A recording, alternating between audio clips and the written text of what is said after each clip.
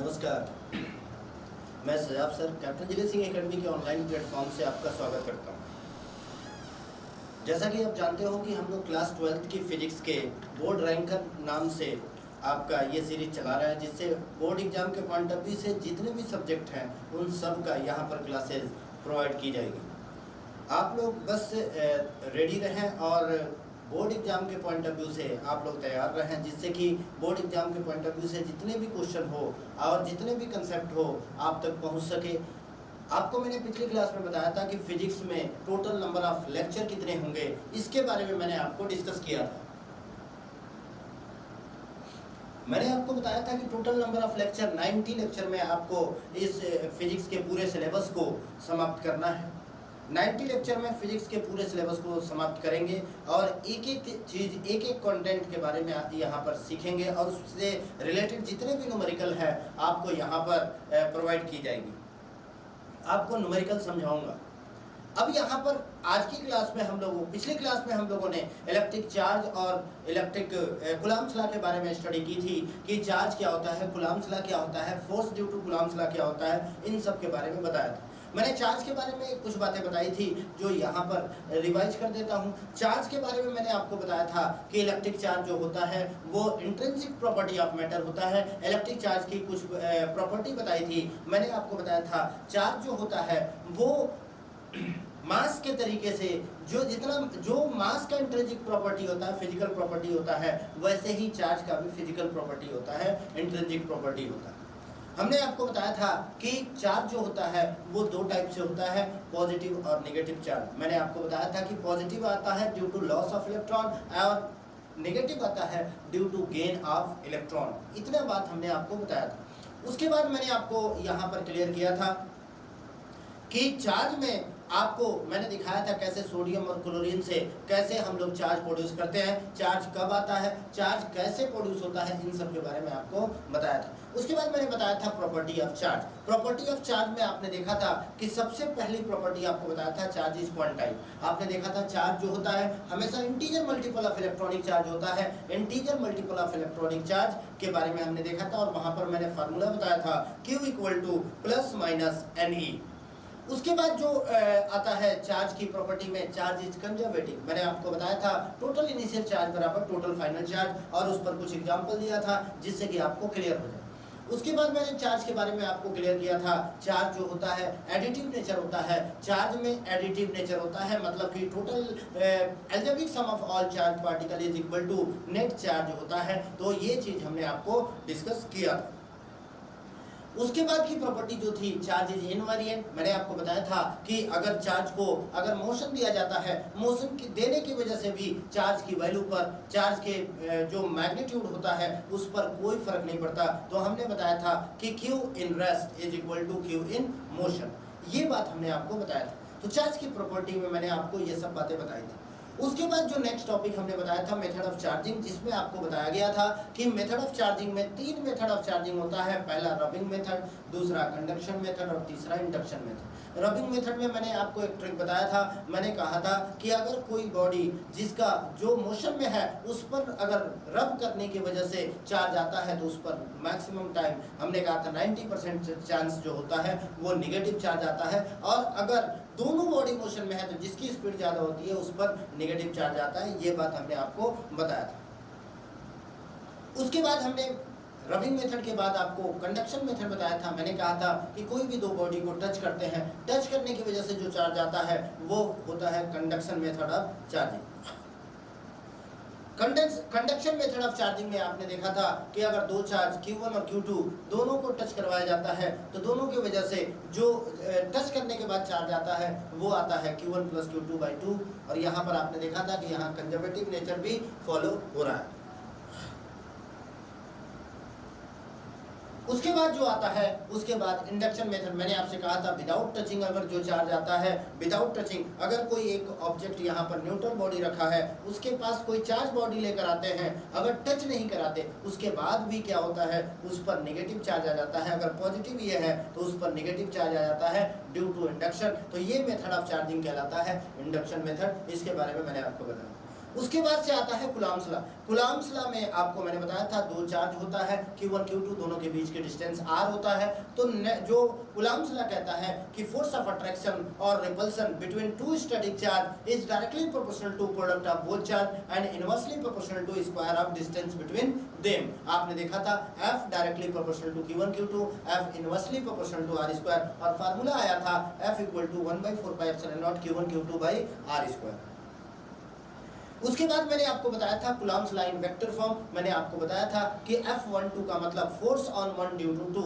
आपको मैंने बताया था कि अगर F12 लेते हैं तो वहां पर यूनिट वेक्टर या आप कह सकते हो F12 वेक्टर बराबर 1/4πε0 Q1 Q2 by R1 R। अगर F12 निकाल रहे हो तो R21 लेते हैं वेक्टर। तो ये चीज हमने आपको पिछले क्लास में डिस्कस किया। उसके बाद मैंने आपको चार्ज डिस्ट्रीब्यूशन के बारे में बताया था। चार्ज डिस्ट्रीब्यूशन में आप उसमें क्या होता है, चार्ज का जो चार्ज डेंसिटी होता है उसके बारे में मैंने बताया था कि तीन टाइप के चार्ज डेंसिटी होते हैं। पहला लाइन चार्ज या लिनियर चार्ज डेंसिटी, दूसरा सरफेस चार्ज डेंसिटी, और तीसरा वॉल्यूम चार्ज डेंसिटी। आपने देखा था लिनियर चार्ज डेंसिटी जो होता है उसे लैम्डा से रिप्रेजेंट करते हैं। Lambda equal to Q by L होता है और सिग्मा इक्वल टू आपका Q बाई A होता है, और रो जो होता है वो होता है volume charge density. Volume charge density जो होता है Q बाई V होता है। इतनी बातें हमने पिछली क्लास में सीखा था। आज हम लोग लेक्चर 2 में उसके आगे सीखेंगे। उसके आगे क्या सीखेंगे लेक्चर 2 में? लेक्चर 2 में सबसे पहले हम लोग इलेक्ट्रिक फील्ड के बारे में जानेंगे, और उसके बाद electric field due to a point charge और इलेक्ट्रिक फील्ड लाइंस के बारे में सीखेंगे। ये सब चीज आज सीखने का, आज हम लोग ये सब दोनों बातें सीखेंगे और कुछ इंपॉर्टेंट क्वेश्चंस की बात करेंगे जो कि यहाँ पर इन कंसेप्ट्स के अकॉर्डिंग आता है। तो सबसे पहले मैं शुरू करता हूँ कि इलेक्ट्रिक फील्ड। सबसे पहले आपके दिमाग में आएगा फील्ड क्या होता है। तो फील्ड के लिए आपको जो जनरली आपको दिखता है, अभी इलेक्ट्रिक फील्ड तो हमको दिखेगा नहीं, जो जनरली आप जनरल लाइफ में जो आप फील करते हो उसके बारे में, फील्ड के बारे में जानो। जैसे कि एक चार्ज पार्टिकल, या जैसे कि आपने ये बॉडी है, ये बॉडी आपने छोड़ा, तो आप जैसे ही छोड़ोगे तो ये नीचे आएगा। जब ये बॉडी नीचे आ रहा है इसका मतलब इसके कुछ तो ऐसा इफेक्ट है जिसके वजह से ये बॉडी नीचे आ रहा है। और ये इफेक्ट कौन कर रहा है? अर्थ कर रहा है। अर्थ अपनी तरफ खींच रहा है ग्रेविटेशनल फोर्स की वजह से। जाहिर सी बात है, अगर अर्थ की ग्रेविटेशन से बाहर होगा, अर्थ के ग्रेविटेशन से बाहर होगा, तो अगर इसकी बॉडी को हम छोड़ेंगे तो ये नीचे नहीं गिरेगा, याद रखिए। तो वो रीजन जहां तक वो बॉडी को खींच रहा है वो रीजन पूरा कहलाता है ग्रेविटेशनल फील्ड। यहाँ पर ग्रेविटेशनल फील्ड का एक एग्जांपल बताया। अब हम एक एग्जांपल आपको मैग्नेट के बाद बताते हैं। मैग्नेट अगर है, मान लो ये मैग्नेट है, मैग्नेट के पास अगर मान लो ये मैग्नेटिक फील्ड है, अगर इस फील्ड के अंदर लेकर आ देंगे, आपने कभी देखा होगा कि एक मैग्नेट को दूसरे मैग्नेट के पास लेकर आते हैं तो या तो वो उसे अट्रैक्ट करता है या रिपेल करता है। अगर ये मैग्नेटिक फील्ड के पास अगर इस मैग्नेट को लाते हैं तो या तो वो उसे खींच लेगा या तो वो उसे रिपेल करेगा, या तो खींचेगा या इसको रिपेल करेगा। तो ये पूरा फील्ड क्या कहलाएगा? आपका मैग्नेटिक फील्ड कहलाएगा। इतना बात आपको मैग्नेट में देखा, आप लोग मैग्नेट में जानते हो। तो ये सब बातें मैंने आपको बताया, ये सब क्लियर किया हमने कि मैग्नेटिक फील्ड क्या होता है, ग्रेविटेशनल फील्ड क्या होता है। जैसे ये दोनों फील्ड होता है, ये दोनों फील्ड में जब इस फील्ड में कोई ऑब्जेक्ट होता है तो उस फील्ड में होने की वजह से उस ऑब्जेक्ट पर फोर्स लगता है, वैसे ही चार्ज के चारों ओर का वह रीजन जहां कोई दूसरा चार्ज लाने पर या तो वो उसे खींचेगा या वो उसे रिपेल करेगा, वो पूरा रीजन क्या कहलाता है? Electric field. यहाँ पर जैसा कि देखो यहाँ पर लिखा हुआ है, अगर बात किया जाए तो व्हाट इज फील्ड, तो आपको पता होना चाहिए the object fall on earth, ये भी एक फील्ड की वजह से होता है। This is because of magnet. यहाँ देखो अर्थ है, अर्थ के चारों ओर का फील्ड होता है। अब उसके बाद मैग्नेटिक फील्ड होता है मैग्नेट के चारों ओर का वह region. This is because of gravitational, ये थोड़ा सा इसमें इधर उधर हो गया है, कोई बात नहीं, मैं आपको बताता हूँ। Object fall on the earth, ये किसकी वजह से होता है? This is because of gravitational field in present around the earth, याद रखिएगा। अगला है field the magnet are attract, magnet किसकी वजह से attract? This is because of magnetic field produce around the magnet. इतना बात आपको समझनी होगी। तो ये चीजें जो मैंने आपको समझाया, तो ये मैग्नेट और ग्रेविटेशन फील्ड के बारे में बताया। वैसे ही सेम जैसा ग्रेविटेशनल फील्ड होता है, जैसा मैग्नेटिक फील्ड होता है, उसी टाइप से इलेक्ट्रिक फील्ड को भी डिफाइन किया जाता है। और क्या होता है इलेक्ट्रिक फील्ड, आपको यहाँ पर देखना होगा कि एक चार्ज के चारों ओर का रीजन, एक चार्ज है मान लो प्लस चार्ज, इसके चारों ओर का जो ये रीजन है, इसके चारों ओर के रीजन, इस रीजन में अगर कोई बॉडी लेकर आते हैं, मान लो यहाँ पर है तो इस पर कोई इफेक्ट नहीं पड़ेगा, लेकिन जैसे ही यहाँ पर ये बॉडी आता है, जैसे ही यहाँ पर ये बॉडी आता है यहाँ पर, तो ये या तो वो उसे खींच लेगा या उसे रिपेल करेगा। तो ये पूरा रीजन क्या कहलाता है, इलेक्ट्रिक फील्ड। आपको इतना ध्यान देना है, इलेक्ट्रिक फील्ड कहलाता है। तो मैंने आपको बताया कि इलेक्ट्रिक फील्ड क्या होता है, region surrounding of a charge at which experience force of attraction और repulsion to another charge is known as electric field. याद रखिएगा इलेक्ट्रिक फील्ड क्या होता है, इतना बात आपको समझना होगा कि एक चार्ज को चारों ओर का वह रीजन जहां पर दूसरा चार्ज लेकर आते हैं तो वो क्या करता है, या तो वो उसे अट्रैक्ट करता है या वो उसे रिपेल करता है, वो पूरा रीजन क्या कहलाता है, इलेक्ट्रिक फील्ड। अब आगे electric intensity at any point.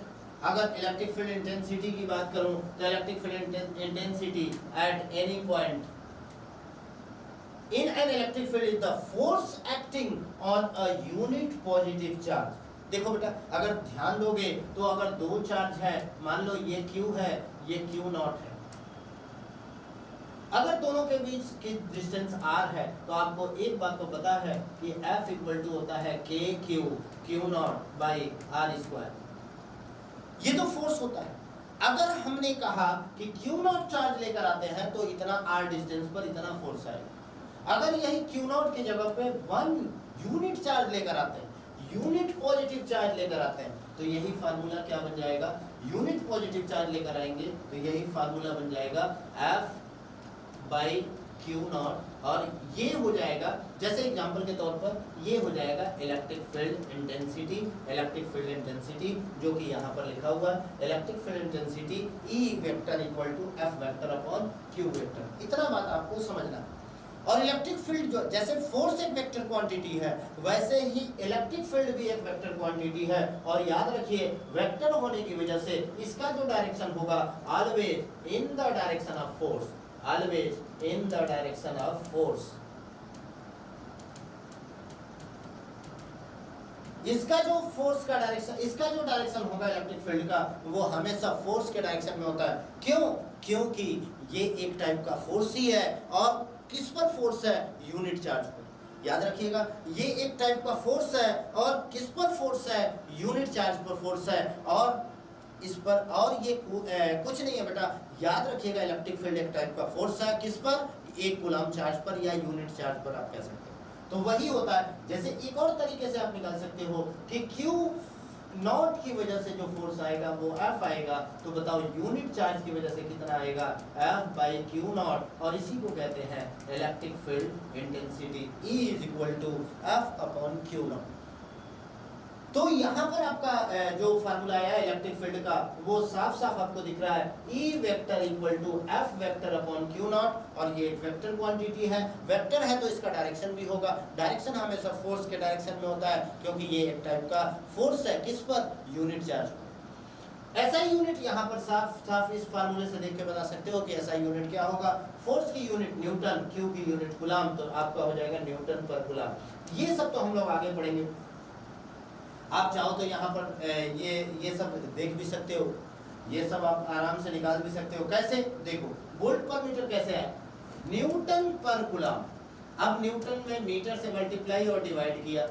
अब बताओ न्यूटन मीटर तो जूल होता है, तो ये हो गया जूल पर कूलम मीटर। ये भी क्वेश्चन पूछ लेता है कि which of the following is not a unit of electric field intensity. तो याद रखिए एक ऑप्शन ये दे देगा, एक ऑप्शन ये दे देगा, और एक ऑप्शन जूल पर कूलम जो होता है वोल्ट होता है, तो ये हो गया वोल्ट पर मीटर। तो यहाँ से कई यूनिट हमने निकाला जो कि आप आसानी से निकाल सकते हो। तो ये सब चीजें हमने बताया। तो ये 3 यूनिट आपका इलेक्ट्रिक फील्ड इंटेंसिटी, और भी हो सकता है लेकिन अभी सिर्फ इतना ध्यान देना है। तो ये 3 यूनिट आपका इलेक्ट्रिक फील्ड इंटेंसिटी का होता है। अब इसके डायमेंशन भी निकालने का यही तरीका है कि फोर्स का डायमेंशन और क्यू का डायमेंशन को यहाँ लिख के आराम से डायमेंशन निकाला जा सकता है। कैसे? देखो, फोर्स का डायमेंशन होता है ml t पे -2 और क्यू का डायमेंशन होता है at। क्यू का डायमेंशन होता है 80। यहाँ पर IT लिखा है तो IT भी कर सकते हैं, कोई प्रॉब्लम नहीं है। अब इसको सॉल्व किया तो आपका आया ml t पे -3 a पे -1। याद रखना ये बात, ml t पे -3 और a पर -1।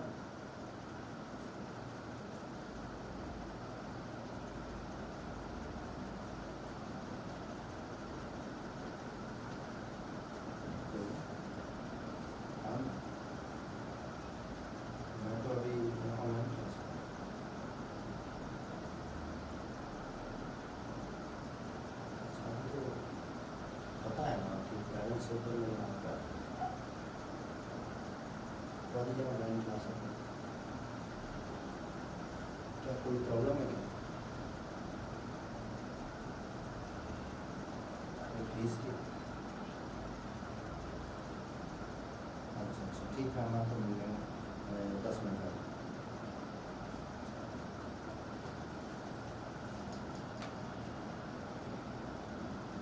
तो ये चीज होता है, आपने देखा कि फोर्स इलेक्ट्रिक फील्ड की यूनिट और डायमेंशन क्या होता है, ये सब चीजें हमने यहाँ पर डिस्कस कर दी।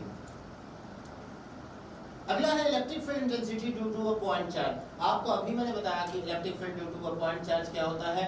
यहाँ से आप निकाल सकते हो इलेक्ट्रिक फील्ड, मान लो कोई चार्ज है Q, उसके वजह से B पॉइंट पर इलेक्ट्रिक फील्ड इंटेंसिटी निकालना है, तो आपको पता होना चाहिए कि B पर सबसे पहले आपको फोर्स निकालना पड़ेगा। ये टोटल Q नॉट चार्ज पर जो फोर्स आएगा वो ये आएगा। अभी मैंने इसको बताया था E vector equal to F by Q naught होता है, तो आप तुरंत यहाँ पर F की वैल्यू रखेंगे तो Q नॉट से Q नॉट कट जाएगा, आपका वैल्यू आ जाएगा E वेक्टर बराबर 1/4πε0 Q बाई R स्क्वायर, और इसकी मैग्नीट्यूड होती है E बराबर 1/4πε0 Q by R square. Electric field intensity का ये होता है magnitude of electric field intensity. ये बातें मैंने आपको बता दी कि इलेक्ट्रिक फील्ड इंटेंसिटी का मैग्नीट्यूड क्या होता है, तो ये याद रखना। Electric field due to a system of charge particle. अब अगला टॉपिक जो है electric field due to a system of charge particle है। अगर दो या दो से अधिक चार्ज हो उस पर कितना इलेक्ट्रिक फील्ड इंटेंसिटी आएगा, उसकी बात यहाँ पर करनी है। अब सिस्टम ऑफ चार्ज पार्टिकल है, मान लो दो या दो से अधिक चार्ज रखा हुआ है, मान लो दो या दो से अधिक यहाँ पर चार्ज है, मान लो इधर चार्ज है, इधर चार्ज है, तो सबकी वजह से इलेक्ट्रिक फील्ड निकालेंगे अलग अलग और सबका वेक्टर बनाएंगे। वेक्टर बनाने के बाद, सबका वेक्टर बनाने के बाद जो नेट इलेक्ट्रिक फील्ड आएगा, देखो सबका वेक्टर बनाया गया, फर्स्ट चार्ज की वजह से E1, सेकंड की वजह से E2, थर्ड की वजह से E3, फोर्थ की वजह से E4, इस तरीके से सबका वेक्टर बनाएंगे। सबका वेक्टर बनाने के बाद, सबका वेक्टर बनाने के बाद सबके वेक्टर को वेक्टरली ऐड कर देंगे। आपका नेट जो है, नेट फोर्स की वैल्यू, नेट इलेक्ट्रिक फील्ड की वैल्यू आ जाएगी। यहाँ से नेट इलेक्ट्रिक फील्ड निकाल सकते हैं वेक्टरली ऐड करने के बाद। मतलब E वेक्टर बराबर E1 वेक्टर, E2 वेक्टर और E3 वेक्टर, इस तरीके से हम लोग इसका नेट इलेक्ट्रिक फील्ड की वैल्यू निकाल सकते हैं। यहाँ से आपने देखा कि इलेक्ट्रिक फील्ड कैसे हम लोग नेट निकालते हैं। अब यहाँ पर कुछ important question net electric field और नेट फोर्स दोनों के यहाँ पर करेंगे। जैसा कि पिछली क्लास में मैंने आपको डिस्कस किया था कि नेट फोर्स जो आता है वो आता है F वेक्टर बराबर F1 vector plus F2 vector plus dot dot dot Fn vector. Net electric field जो आता है E वेक्टर बराबर E1 vector plus E2 vector plus dot dot dot En vector. अब देखो दोनों आप निकाल सकते हो, क्योंकि आपको पता है इलेक्ट्रिक फील्ड भी एक टाइप का फोर्स है ऑन यूनिट चार्ज। दोनों बात सेम है, तो हम दोनों क्वेश्चन एक टाइप से करके दिखाएंगे। यहाँ पर दोनों क्वेश्चन कैसे करना है ये चीज यहाँ पर हम लोग सीखने की कोशिश करेंगे। जैसे एग्जांपल के तौर पर आपको एक चीज ध्यान देना है, जैसे क्वेश्चन दे दिया, आपका क्वेश्चन दे दिया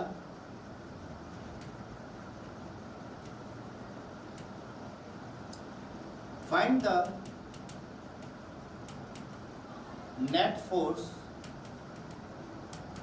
and electric field at A as shown in figure।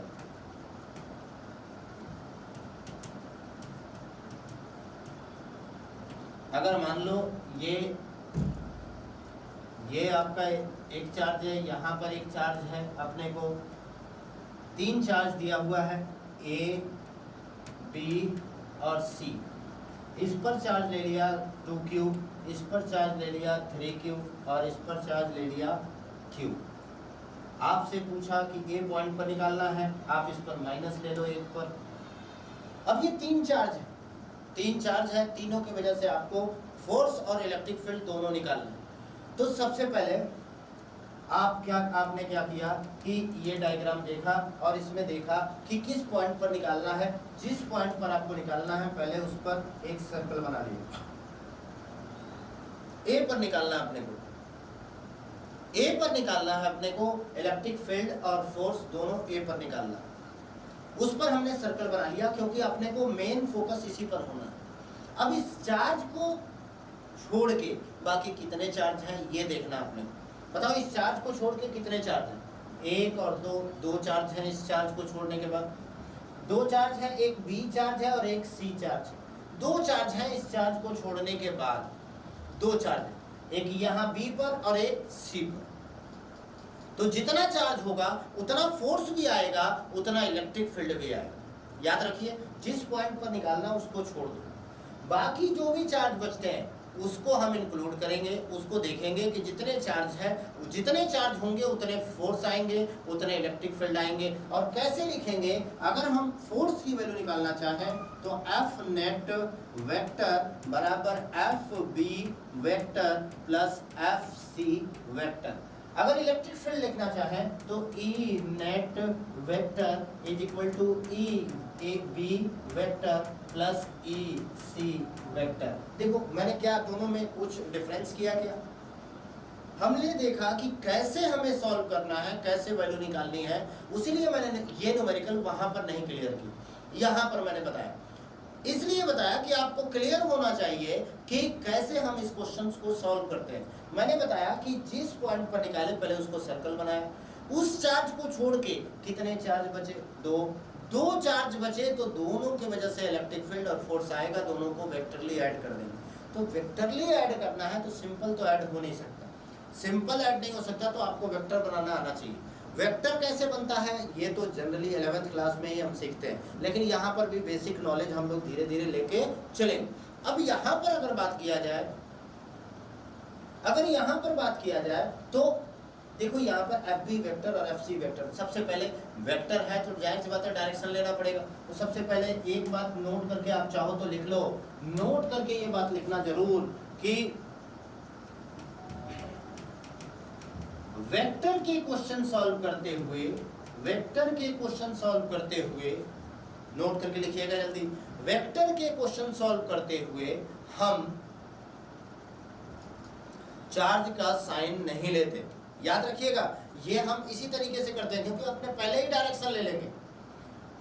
Note 1 हो गया, वेक्टर के क्वेश्चन सॉल्व करते हुए चार्ज का साइन नहीं लेते। नोट 2 लिखिए कि हमेशा डायरेक्शन उस चार्ज पर लेते हैं या उस पॉइंट पर लेते हैं, हमेशा डायरेक्शन उस पॉइंट पर लेते हैं जहां पर हमें इलेक्ट्रिक फील्ड या फोर्स की वैल्यू फाइंड करना होता है। जैसे यहां पर फाइंड करना है तो डायरेक्शन इसी पॉइंट पर लेंगे, न कि B पर न कि C पर, क्योंकि B और C पर उसका अपोजिट डायरेक्शन होगा। जाहिर सी बात है, एक दूसरे के एक्शन रिएक्शन लगता है। तो मैंने आपको बोला कि ये 2 पॉइंट याद रखना। वेक्टर के क्वेश्चन सॉल्व करते हुए अपने को चार्ज का साइन नहीं लेना, और हमेशा जो डायरेक्शन होगा वो हमेशा चार्ज के अकॉर्डिंग, हमेशा डायरेक्शन उस पॉइंट चार्ज पर लेते हैं, उस चार्ज पर लेते हैं जिस पर हमें फाइंड आउट करना है फोर्स या इलेक्ट्रिक फील्ड। यहाँ पर किस पॉइंट पर फाइंड आउट करना है? A पर, तो A पर हम डायरेक्शन लेंगे और किसी पर नहीं लेंगे। अब देखो, यदि 2 पॉइंट याद है तो आप आसानी से कर सकते हो। जैसे कि एग्जांपल के तौर पर अगर हम FB की वजह से देखें, इसके वजह से फोर्स, ये माइनस है ये प्लस है, ये दोनों एक दूसरे को क्या करेंगे? पिछली क्लास में बताया था अट्रैक्ट, तो ये इधर अट्रैक्ट करेगा, ये इधर अट्रैक्ट करेगा। लेकिन कौन सा डायरेक्शन लेंगे, ये वाला या ये वाला? तो जाहिर सी बात है ये वाला डायरेक्शन लेना, तो हमारा FB का डायरेक्शन किधर आ गया? इधर आ गया FB का डायरेक्शन। अब बताओ, ये प्लस है, ये प्लस है, ये दोनों एक दूसरे को क्या करेंगे? रिपेल करेंगे। तो अब एफ सी का डायरेक्शन देखो, यहाँ पर इधर होगा और यहाँ पर इधर होगा या नहीं होगा?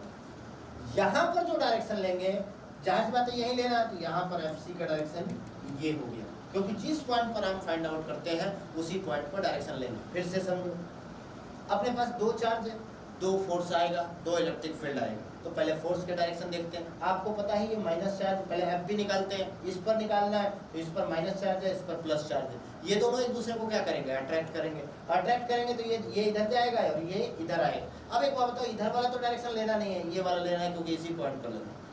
वैसे ही सी की वजह से ये प्लस है, ये प्लस है, एक दूसरे को रिपेल करेंगे। देखो ये रिपेल किया इधर, ये इधर, ये वाला डायरेक्शन नहीं लेना। किस पॉइंट पर निकालना है? ए पर, तो ये वाला डायरेक्शन लेना। अब एक बात और, कभी भी वेक्टर अगर बनाते हैं तो अपने ये ध्यान देते हैं, हमेशा वेक्टर क्या होता है? Magnitude into unit vector. यहाँ पर मैग्नीट्यूड एफ बी है, तो एफ बी का यूनिट वेक्टर एक्स एक्सिस के अलोंग है तो प्लस आई, माइनस एक्स एक्सिस के अलोंग है तो माइनस आई यूनिट वेक्टर होगा। वाई एक्सिस के अलोंग होता है तो प्लस जे, नीचे माइनस वाई के अलोंग होता तो माइनस जे।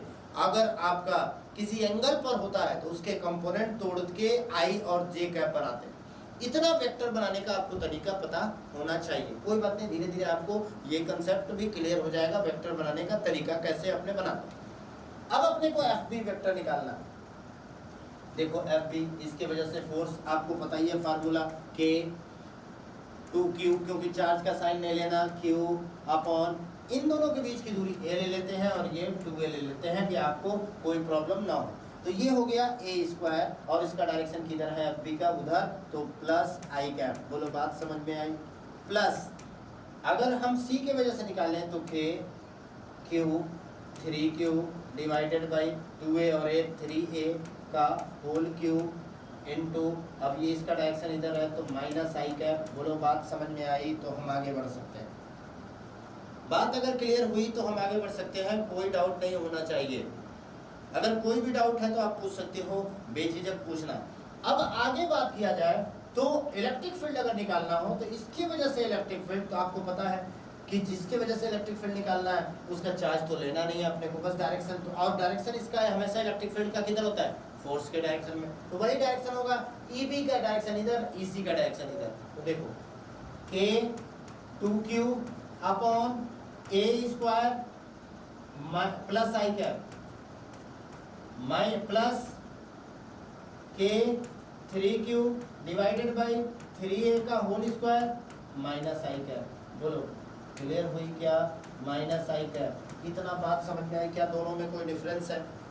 बस डिफरेंस ये है कि यहाँ पर जिस चार्ज पर अपने निकाल रहे हैं उसकी वैल्यू नहीं ले रहे हैं, उसको हम यूनिट गुलाम चार्ज मानते हैं। हमने बोला क्यों, हमेशा जिस पॉइंट पर निकालते हैं वहाँ के चार्ज को यूनिट गुलाम मान दो तो आपका इलेक्ट्रिक फील्ड आएगा। अब इसी को सॉल्व करना है और आंसर आना है। बताओ यहाँ तक कोई किसी को कोई प्रॉब्लम है, कोई डाउट है तो पूछ सकते हो। अब एक और क्वेश्चन देते हैं आपको, ये चीज़ आपका, ये प्रॉब्लम आपका दूर होना चाहिए। अगर इसमें कोई डाउट है तो पूछ लो। तो ये एक क्वेश्चन है, चाहो तो स्क्रीनशॉट ले लो।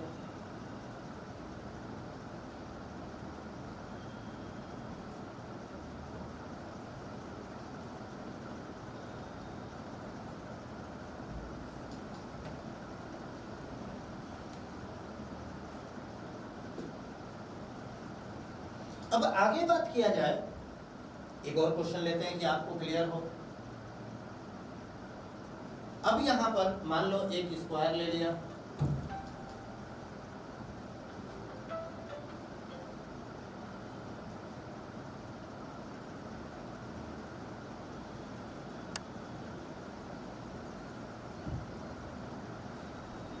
यहां पर एक स्क्वायर ले लिया गया, स्क्वायर का यहाँ पर चार्ज दिया, यहाँ पर चार्ज दिया, यहाँ पर चार्ज दिया, यहाँ पर चार्ज दिया। मान लो यहाँ पर प्लस 3q, यहाँ पर माइनस 2q, यहाँ पर 2q और ये 4q। आपसे बोला A B C D, find the net force at a point. Find the net force at a point. आपको नेट फोर्स निकालना है ए पॉइंट पर। ये चीज़ आपको ध्यान देना है कि ए पॉइंट पर नेट फोर्स क्या होगा। तो ध्यान से देखो, अगर ए पॉइंट पर निकालना है तो इसमें कितने चार्ज, ए को छोड़ के, आपको पता है कि ए को छोड़ के 3 चार्ज हैं तो 3 फोर्स आएगा। लिख लिया मैंने, एफ नेट बराबर F A vector plus F B vector plus F C vector, यही तरीका होता है। जितना चार्ज आता है उतना, सॉरी ए पर निकालना है तो एफ ए छोड़ देते हैं, तो F B vector, F C vector और एफ डी वेक्टर, ये आपका नेट फोर्स आ गया। अगर इलेक्ट्रिक फील्ड निकालना होता है ए पर तो E B vector plus E C vector plus E D vector हो जाता है। बताओ, इतनी बात क्लियर होनी चाहिए। अगर हम यहाँ पर बात करें एफ बी वेक्टर, किसके पर एफ बी वेक्टर निकालना है तो सबसे पहले अपने को डायरेक्शन लेना पड़ेगा। तो इसका माइनस है, ये प्लस है, एक दूसरे को अट्रैक्ट करेगा। ये प्लस है, ये प्लस है, एक दूसरे को रिपेल करेगा। और ये प्लस है, ये प्लस है, एक दूसरे को रिपेल करेगा। इसका डायरेक्शन नीचे होगा। ये हो गया डायरेक्शन एफ बी का, ये हो गया एफ सी का और ये हो गया एफ डी का। ध्यान से देखिए, हमने जो डायरेक्शन बनाया, जो तरीका बताया, क्या हम उसके अलावा कोई डायरेक्शन लेकर चल रहे हैं क्या? आपको क्लियर होना चाहिए। आपको बेसिक तरीके से पिछला क्वेश्चन में एकदम धीरे धीरे आपको सॉल्व करवाया, मैं इसीलिए धीरे धीरे सॉल्व करवाया कि ये चीज़ क्लियर हो जाए। बताओ, इतना बात समझ में आई? तो फोर्स अगर निकालना हो तो इस तरीके से, इन दोनों का तो आसानी से वेक्टर निकल जाएगा। आपको पता है F B into I cap कर देंगे और F D into minus j cap कर देंगे, क्योंकि ये माइनस वाई एक्सेस में। लेकिन अगर एफ सी का बात करें तो एफ सी का आपको पता है ये एंगल 45 होगा, तो इसका कंपोनेंट तोड़ना पड़ेगा। और इसका कंपोनेंट क्या आएगा, ध्यान से देखिए। एफ सी इधर है तो इधर वाला कंपोनेंट एफ सी कॉस 45 और इधर वाला कंपोनेंट एफ सी साइन 45, ये दो कंपोनेंट होंगे। अब देखो, इसका कंपोनेंट तो तोड़ लिया हमने, और आपको पता है कंपोनेंट तोड़ने के बाद जैसे ही देखा हमने तो एक एक्स एक्सिस में है, एक वाई एक्सिस में, तो उस पर हम लोग आई और जे लिख लेंगे, क्योंकि हमेशा वेक्टर जो होता है यूनिट वेक्टर के साथ मल्टीप्लाई होता है मैग्नीट्यूड का। तो यहाँ देखो नीचे है तो माइनस जे, यहाँ पर देखो क्या है, ऊपर इधर है तो माइनस आई का मल्टीप्लाई होगा। देखो, अब सभी वेक्टर के साथ आपका यूनिट वेक्टर आ गया। तो अब जैसे जैसे दिया हुआ वैसे ही हम नोट कर देंगे, लिख देंगे। देखो कैसे, एफ बी वेक्टर यहाँ लिखेंगे, एफ बी वेक्टर के साथ क्या है, आई कैप, तो लिख दिया F B into I cap, कोई दिक्कत वाली बात नहीं है। प्लस एफ सी का, एफ सी दो जगह है तो दोनों के साथ unit vector F C cos 45 minus j cap minus F C sine 45 i cap, और फिर एफ डी का F D minus F D j cap. देखो ध्यान से, हमने ये बना दिया वेक्टर फॉर्म में। कैसे हमने देखा, एक एक वेक्टर को बना दिया। अब जो वैल्यू है उसको उठा के पुट कर देंगे। अगर मैं बात करूं एफ बी का, तो यहाँ देखो एफ बी का जो वैल्यू होगा के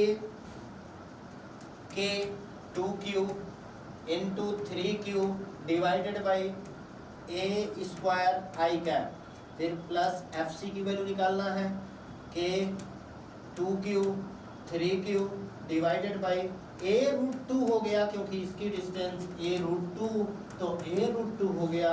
और ए root 2 cos 45 minus j cap है, तो यहाँ पर माइनस जे कैप।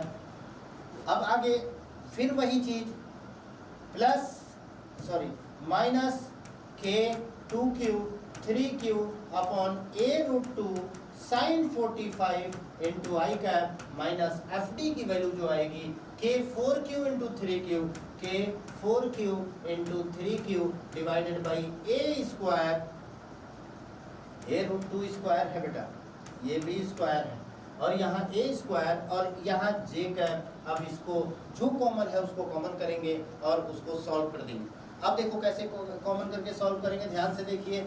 ये सब चीज़ें हमने यहाँ पर मिटा दिया।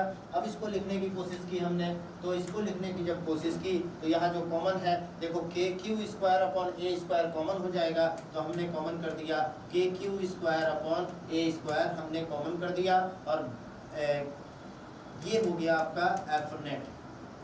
अब जो कॉमन है के क्यू स्क्वायर अपॉन ए स्क्वायर कॉमन बचा क्या, 6 आई कैप लिख दिया मैंने, 6 आई कैप यहाँ बचा। यहाँ पर क्या बचा, यहाँ तो 2 बचा नीचे, ऊपर 2 into 3 6 by 2 3 cos 45 by root 2, तो plus 3 by root 2 J cap. ध्यान दीजिए, इसमें भी वैसे ही 6 वैसे ही हो गया 3 बाई रूट 2, और ये माइनस है तो यहाँ पर माइनस साइन लेंगे, यहाँ पर माइनस साइन माइनस 3/√2, ये क्या है आई कैप। फिर आगे देखा जाए तो 4 3 जा 12, 12 माइनस 12 जे कैप। अब देखो यही आपका एफ नेट वेक्टर आ गया, ये वैल्यू आपका आ गया एफ नेट वेक्टर एक स्क्वायर का। कैसे निकाला, कैसे फाइंड आउट किया, ये चीज़ आपको समझनी है। ये इस तरीके से आप क्वेश्चन कर सकते हो, इस तरीके से आप कंसेप्ट को पे क्वेश्चन आसानी से कर सकते हो। कोई डाउट हो तो आप पूछ सकते हो, कोई भी समस्या हो तो आपको यहाँ पर पूछने का हक है बेटा, आप आसानी से पूछ सकते हो। अगर कोई समस्या है तो बताओ, नहीं तो हम आगे बढ़ते हैं। ये आपका इलेक्ट्रिक फील्ड और फोर्स के कुछ टिपिकल क्वेश्चन है जो मैंने आपको यहाँ पर डिस्कस किया। मान लो एक और क्वेश्चन लेता हूँ मैं। एक ट्रायंगल है, ट्रायंगल की वजह से जो आपका इलेक्ट्रिक फील्ड आएगा, मान लो A point, B point, C point, इस पर चार्ज दे दिया 2q, इस पर दे दिया -3q, और आपसे पूछा what is the net force due to net force at a point. तो आप क्या करोगे, net force at a point अपने को निकालना है। तो सबसे पहले यहाँ पर ए पॉइंट को छोड़ के दो चार्ज है, तो एफ नेट बराबर F A F B vector plus F C vector, ये आ गया। एफ बी वेक्टर निकालना है तो आपको पता है एफ बी वेक्टर क्या होगा, प्लस चार्ज, यहाँ पर मान लो प्लस क्यू है, यहाँ प्लस चार्ज एक दूसरे को रिपेल करेगा तो क्या आ जाएगा, a q 2q divided by a square. यहाँ पर ए है, ए साइड दे दिया ए स्क्वायर, और इसका डायरेक्शन इधर है माइनस आई कैप, कोई दिक्कत वाली बात नहीं है। अब देखो ये प्लस है, एक दूसरे को अटैक करेगा तो इधर डायरेक्शन होगा। इसका एंगल 60 डिग्री इक्विलेटरल ट्रायंगल दिख रहा है 60 डिग्री, तो इसके भी दो कंपोनेंट आएंगे, तो एफ सी कॉस 60 और एफ सी साइन 60। और आपको पता है कि को एफ सी इधर की ओर आई कैप और इधर की ओर जे कैप, तो तुरंत यहाँ पर लिख लो plus F C cos 60 i cap plus F C sine 60 j cap. इस तरीके से इसको सॉल्व करेंगे और इसमें वैल्यू रख देंगे। आपका जो नेट फोर्स की वैल्यू है वो आ जाएगा। नेट फोर्स यहाँ से आप आसानी से कर सकते हो। ये कुछ इंपॉर्टेंट क्वेश्चन आपको डिस्कस किया, जिससे कि आप एक दो बार इस क्वेश्चंस को करोगे और इसको सॉल्व करोगे तो आप आसानी से इसके क्वेश्चन डिस्कस कर सकते हो, इसको क्वेश्चन सॉल्व कर सकते हो। अगर कोई डाउट है तो आप आसानी से पूछ सकते हो। जैसा कि आज हम लोगों ने फोर्स के बारे में बात किया, force due to system of charge या electric field due to system of charge के बारे में पढ़ा। आज की क्लास को हम यही समाप्त करते हैं। अगली क्लास में फिर मिलते हैं आपको आगे कंसेप्ट पर। जय हिंद, जय भारत।